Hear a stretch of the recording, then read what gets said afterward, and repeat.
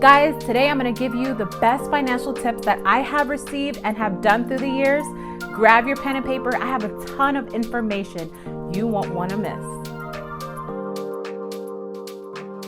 All right, guys, so since I have gotten older, I realized that my finances are super important and they're like a pivotal point in my life. I can't do anything without making sure that I'm budgeting, that I'm saving, that I have a chart, that I see where I'm spending and what I'm doing with my money. And since doing that, I was able to buy a house this year, I paid off a car, and I have so much money saved in the bank. And I'm like, just by incorporating and changing a few things around, just completely changed my life. I was like, whew, I would have never thought that I was able to do something like this, ever. And this leads me to tip number one. What is in your overhead spending? And you're probably like, what in the world is overhead spending? What? So your overhead expenses are the things that you need to pay for every month. So these things include your rent, if you're a homeowner, your mortgage, your car note, your credit cards, student loans, your health insurance, things like that. Very important thing, non-negotiable payments that you have to pay every month. And what I do, I list them all out, write down the numbers, write down when I have to get them paid, total it. So once you have that concrete, magical number that is your overhead account, you make sure that you have enough income coming in to cover those minimum costs. So now you have to realize if you're making enough to cover those costs. And it's so important, guys, to make sure that you have that overhead number to know what you have to make, know what you have to be able to bring in to pay the basic necessities of your life. So guys, my next tip is budgeting. Budgeting is the bomb. I do not budget. Like, budgeting has changed my life. So basically what budgeting is, it allows you to look at your entire spend, from your monthly spend to your overhead spend, and then your little spends like on Starbucks and stuff, and to just see what you are spending your money on. Because there's so many people that spend money and get money at the beginning of the month, and they're just like, what happened to my money? It's just all gone. So budgeting allows you to have just an overall look at that and to make sure that you have money to put into your goals. That leads me into my next tip of financial healthiness: setting up goals.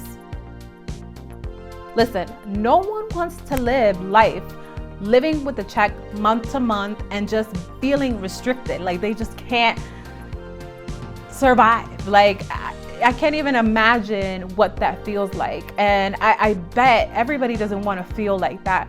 So what I do with setting up goals is I take steps 1 and 2, which is looking at my overhead budget, like what I have to spend money on, and then looking at my overall budget, which is basically my overhead budget with me, showing what I spend here at the store or at the mall, taking all of that and see what is left over and adding it into an account that is for goals. So my goal could be getting a new car, or a goal for you could be to travel somewhere.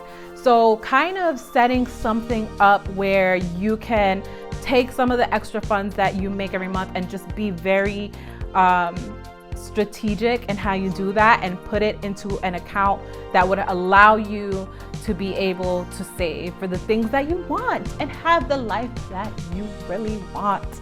So last year I worked really, really hard using steps 1 and 2.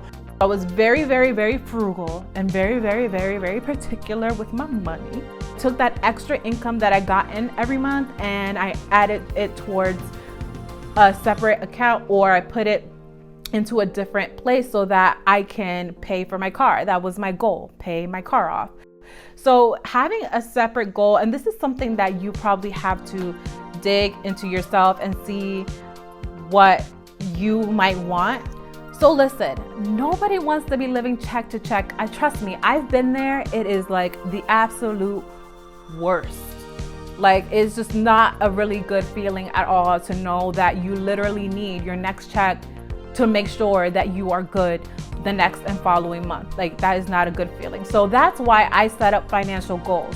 In order to be free from some of the debt and some of the burden that I had in my overhead, I was able to save up this year and add money into my goal account to pay off a car or to pay something off. Setting up that goal is going to be like your incentive, right? To make sure that you are saving and that you are making a life and doing things that would allow you to be better financially.